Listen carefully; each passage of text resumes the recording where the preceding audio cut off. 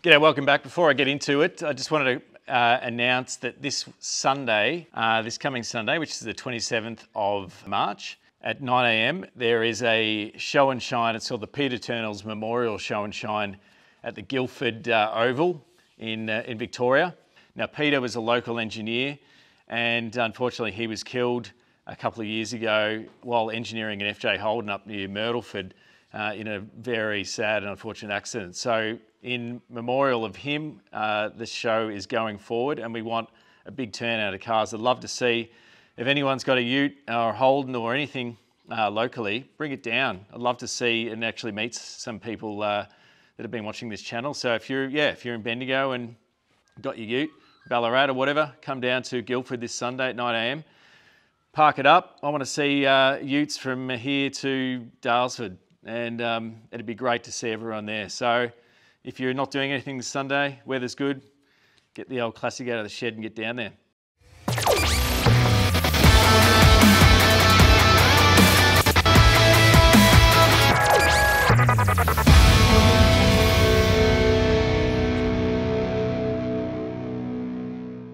All right, so this is a massive episode for me because it's the first time I'm going to be actually applying colour to the car. So I've decided I'm going to do the two inner guards and the tailgate, which is something that's eluded me. So there's a little bit of work in that. I've also done some work on the cowl panel as well, so it's all in the next episode, so I'll see you in there. All right, we're back. So I'm trying to keep momentum going on this build, and so off camera, I've ground all the welds back on the chamber, scuffed it up. Now this coating isn't an epoxy I've once thought it was. It's actually EDP coating or something like that. So it's an electronic paint coating that they put on here to seal the metal after they've fabricated it. So essentially there's different quality and types of this coating, and the ones that come out of rare spares are pretty high quality, so you can scuff them back, and then you should really put epoxy over the top and then primer, so don't just prime over the top, which I was originally going to do. I've gone around, I've started to try, I should have done this earlier, but there's just certain things that, you know, avoid your eye along the way. So this was actually closing down here. So fortunately I've had to do some panel beating and bend this whole section up just to try and even this door up. It's actually hitting in here inside as well. There's a little mark there. So you can hear it. It's hitting there. I probably could bend this in a bit more, but at this point, it's just, I don't want to risk cracking the any of the paint that I've put on there already. So unfortunately, I think that's going to have to do, and it is what it is. It's close enough. Working my way around this whole area where the rotisserie was on. So this has just been on the etch primer for the last 3 years. So that needs to be epoxied as well. And this is actually pulled out. So I've been doing a bit of hammering and doling there to try and fold that lip back under and to even that out. So I've still got a bit of work to go on there. This nose cone's been here since the start of the build. That's only etch primer. I've basically just been leaving it in storage. So I need to take that off and epoxy that. I've done some more repairs to these inner guards because previously, if you remember me taking the paint off them, I did weld some of the holes, but I didn't realise that a lot more of the holes were from the gas system that used to be in the car, and they're unnecessary for this build. So I've filled them in on both sides, and I've just left the main holes that I could see that were on the HZ out the back. So I've got to epoxy the bare metal on those, give them a treatment, and then scuff them back and put 2K on those and on that as well once the epoxy is gone off. I also know there's a tear here, so I've welded that up, and that just gives a little burst of epoxy. So yeah, not ideal to be going back to doing welding repairs at this point. However, that's just the way it's happened for me, and it's not the end of the world. And also this tailgate, which is still in this protective coating as well, needs to be scuffed back and epoxied, ready for some 2K primer as well.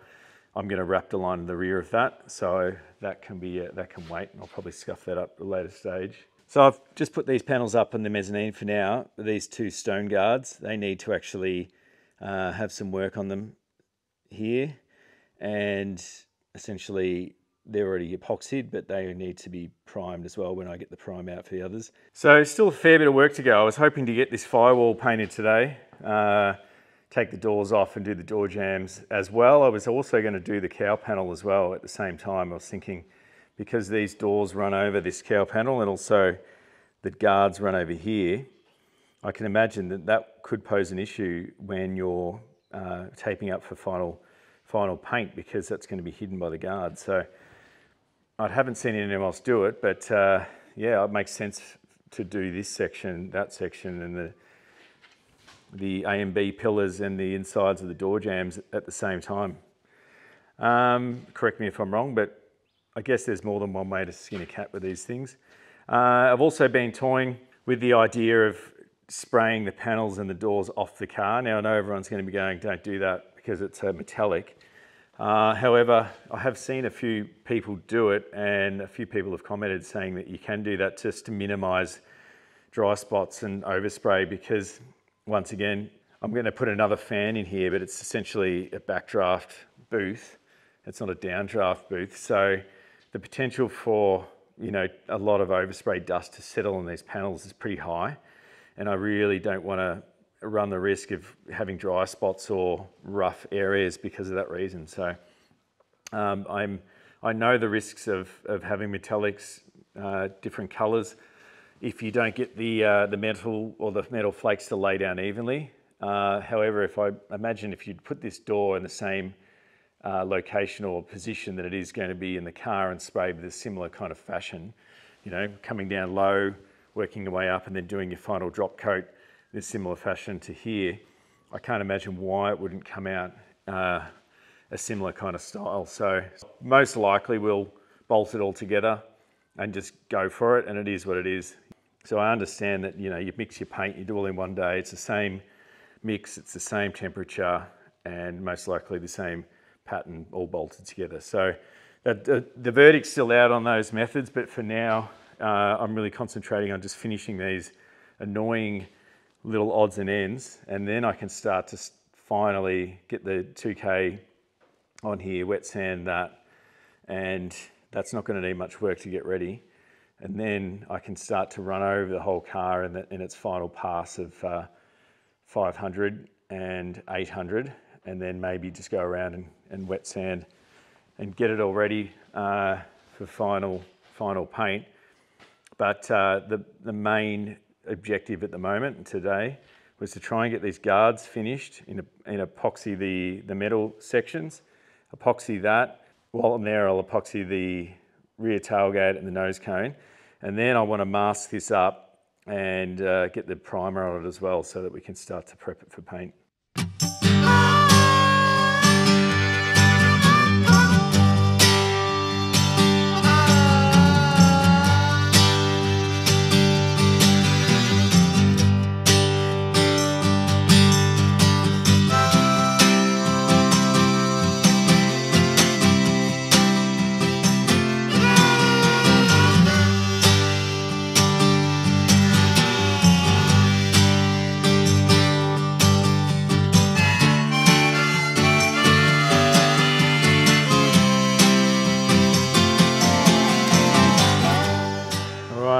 Taping up is definitely a job I hate. So I've probably gone over and above what I need to, but I just thought I don't want the chassis and anything getting underneath, so I've just taped it all around. So yeah, as I spoke about, I've made that repair there, just pulled that out, hammer and dollied, and gave it a bit of a fill. I've rubbed off this with thinners, and that's ready to be epoxied. The cowl panel is completely masked up. Taped up right down there, taped up every single little hole, even these little holes here. And obviously taped up the wheels and the front of the chassis. Also left this exposed here so I can just repair that where I've adjusted that. So I'll just put a little bit of epoxy on there, then primer. And also just left that section bare so I can prime that. And underneath the front of the lip there where the welds were coming through, just going to give that another little touch up with. And then we're well and truly on our way to putting primer and finishing this sucker. Just thought I can't be bothered trying to make room in the booth, and I need to just tidy these little things up with epoxy Table's an absolute mess, but I'm just crawling to the finish line now, so tidying up isn't the least of my problems. I've had this epoxy primer sitting around for a while. I'm hoping it's still all right.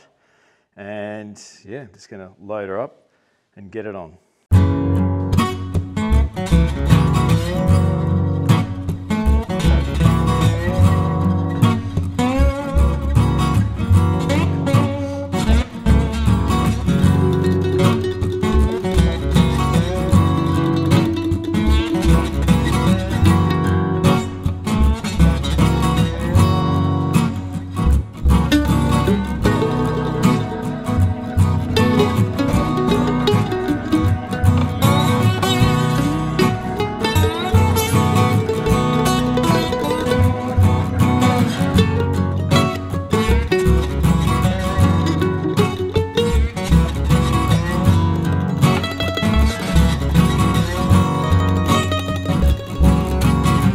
Okay, so an update.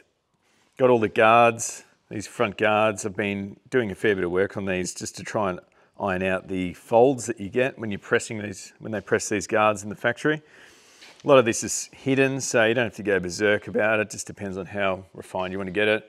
I've tidied up all those holes so it's nice and clean. And just sanding it back with 300, 400 and 800, and that'll be it. I'm not going to get too carried away with it. Around the edges where it's going to be hidden and stuff. Yeah, it doesn't need to be a mirror finish.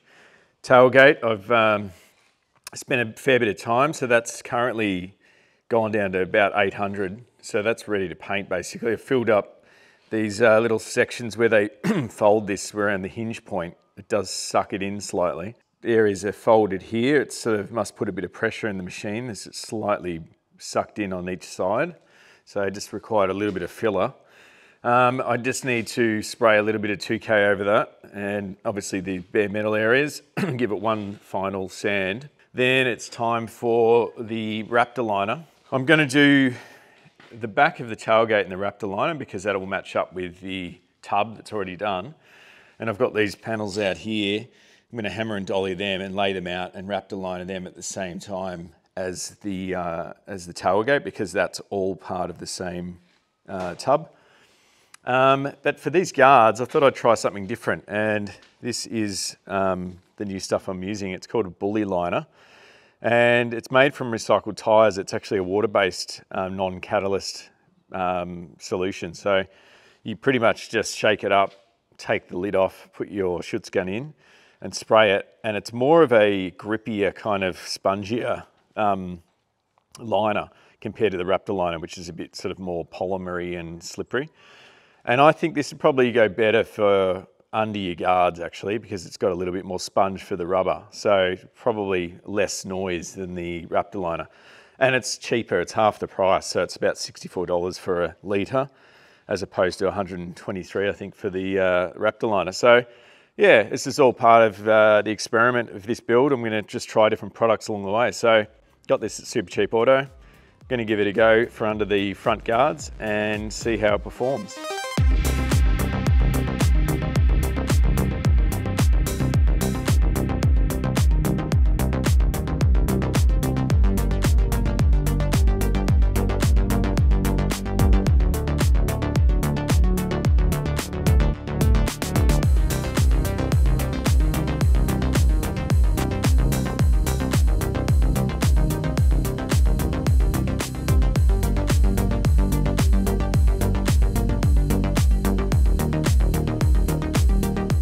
All right, so here's the bully liner. It's come in, well, it's come up really nice actually. Very similar feel to the Raptor, but a lot spongier and not as durable. So the Raptor liner is much more durable than the bully liner, but this has, I'd say, superior sound deadening capabilities because it is rubber. You could probably scratch a bit off, you know, that's how soft it is. But that'll do well for a stone guard, I reckon, in the front. And here's the other one. Edges came up nice, so I should be able to tape off the other side and paint that pretty cleanly, I reckon. And here's the rest of the stuff. We've got the side panels and the access covers, and that's also for the tailgate. And yeah, the tailgate has been done as well. It's come up pretty good. Yeah, so managed to get a nice little lip coming around too, which will be colour. So I don't know how it's going to tape on this side. We'll give it a go anyway. Can only try. Yeah, so I'm pretty happy with that. So just ticking jobs off left, right and centre. So now it's time to finally put down some colour. So I'm pretty nervous, but also very excited. So I'm going to wheel this out and yeah, start setting up the 2 panel stands out there. For the so what I'm going to do is I'm going to do the tailgate and the 2 guards. So that'll be the first crack of the whip. And we'll see how we go. I'm pretty confident it's all going to go down, no dramas at all. This booth, just give it a good sweep out. And I'll put a bit of water on the ground. And I'll put this cover down. And that'll be it. I think being such a small amount of real estate as far as panels go, it should be all right for overspray. I've also done some seam sealer along this cowl panel as well, along the edges here, also underneath. And I also seam sealed the edges of this of the tailgate, so none of this is sealed when it rolls out. So just got to do the same kind of deal. Anywhere it's folded metal, seal it up with your seam sealer. And yeah, there was a couple of holes and stuff around here as well that needed to, where it was folded over, that needed to be seam sealed. So anyway, this place is an absolute pigsty, so I'm going to spend the next 20 minutes cleaning all this stuff up, sweep the floor, get all the dust out, and then I'll crack open the old welcome gun cabinet, or the packet, and start assembling that so we can have a few test runs. I'll just put a mix of or maybe put some thinners through it just to see, or a mix of water and metho, and just sort of test my spray patterns out and get a feel for the gun and go from there. So here we go.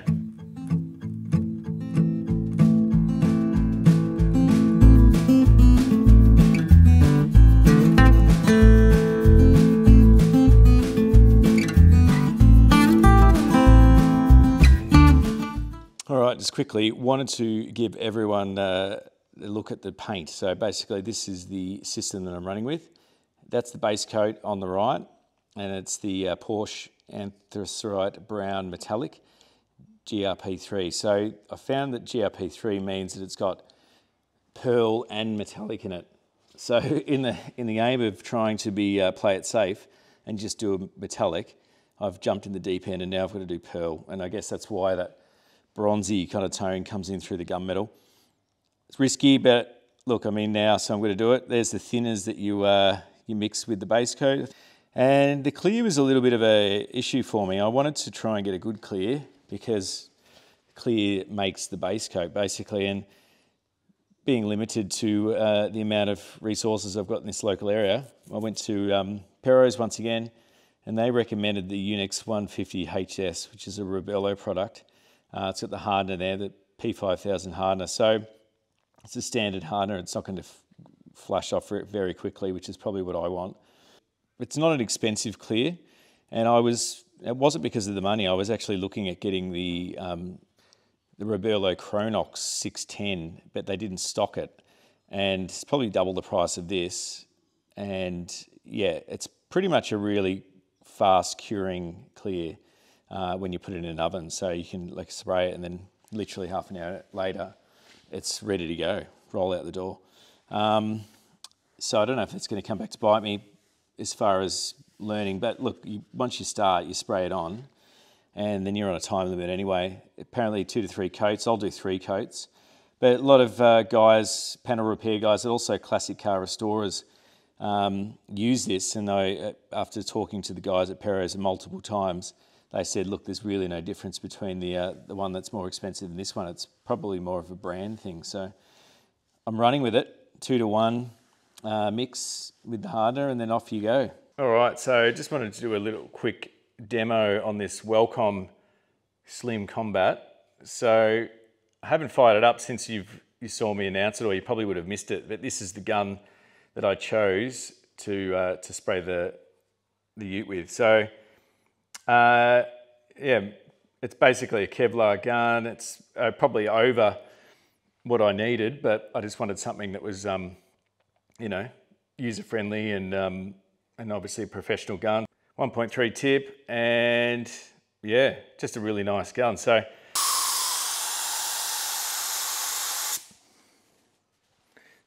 yeah, I've got that pretty much wide open. I've got this screwed out, and I've got this this fan right out as well. So you can see it's wide.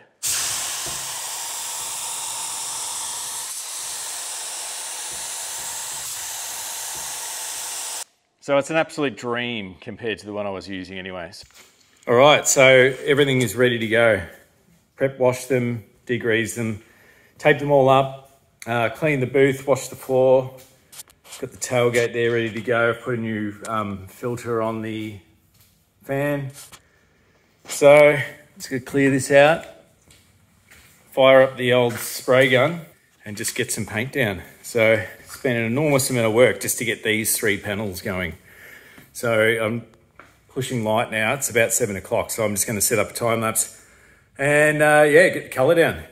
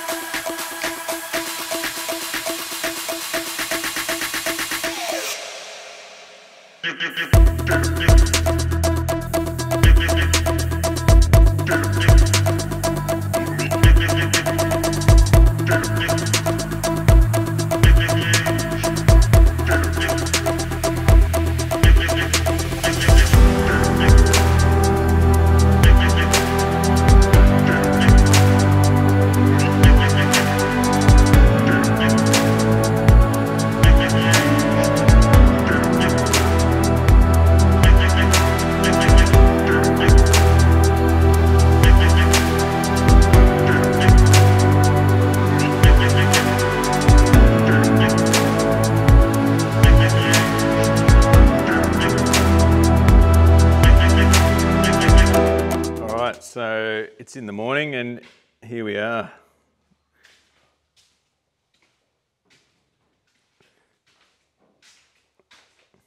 So not one run out of all of the spraying that was done on these 2 guards, not one dribble. That HS clear is really thick. So going in, knowing that not using this gun and not using this clear before, I'm really happy with the way it's turned out. You can see that it does have orange peel, and I'm fine with that because I don't have any runs.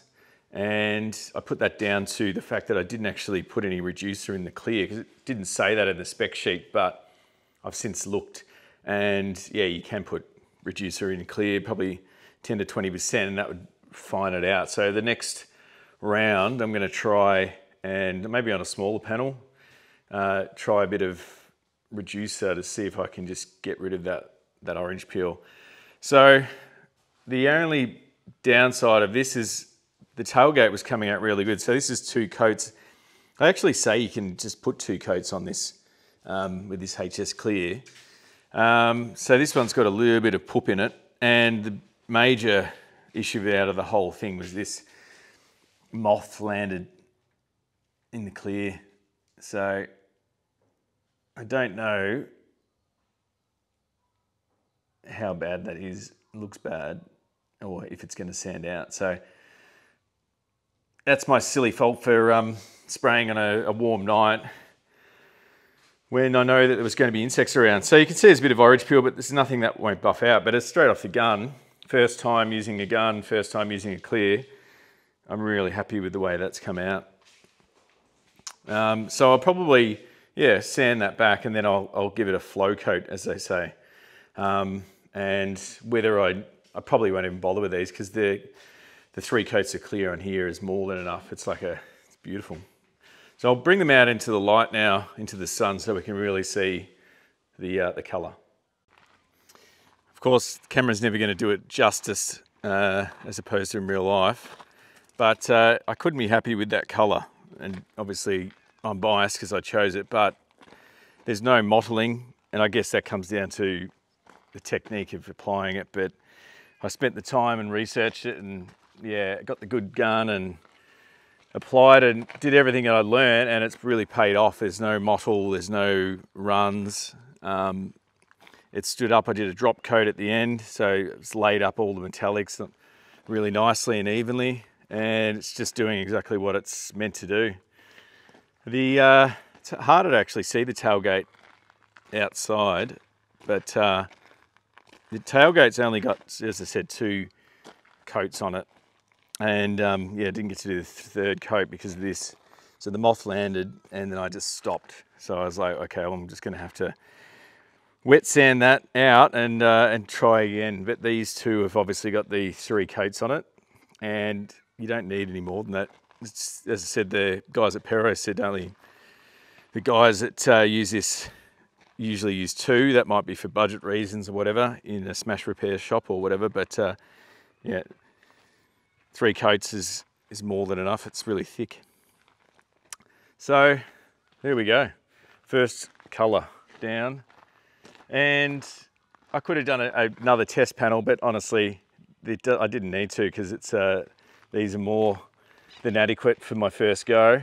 Yeah, so I'll just refine techniques from here. I think the biggest thing was the orange peel, using that HS clear and not reducing it. So I reckon 10% or even 20% reducer will get a really nice glassy sort of clear coat off the gun.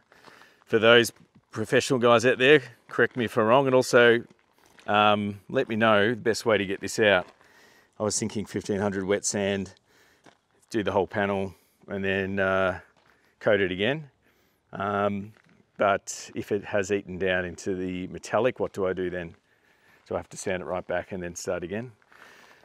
So yeah, anyway, I'm just really, really happy that I've got these first cabs off the rank. And now that I've done this proof of concept, I'm happy to tackle the body.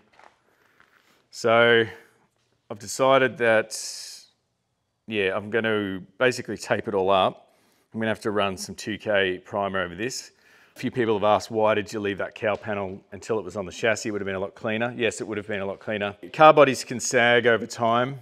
Being on a rotisserie, this is on a rotisserie for almost 3 years. And so it's important to make sure that it hasn't sagged over time. And so one of the things that will mitigate that is to actually put the body back on the chassis, and that way I know it's straight, and then I welded it in. So it's a structural piece of the car, and it needs to be straight and everything squared up so that it doesn't twist or it doesn't go on twisted. So that could have happened on the rotisserie. I don't think it would have in hindsight.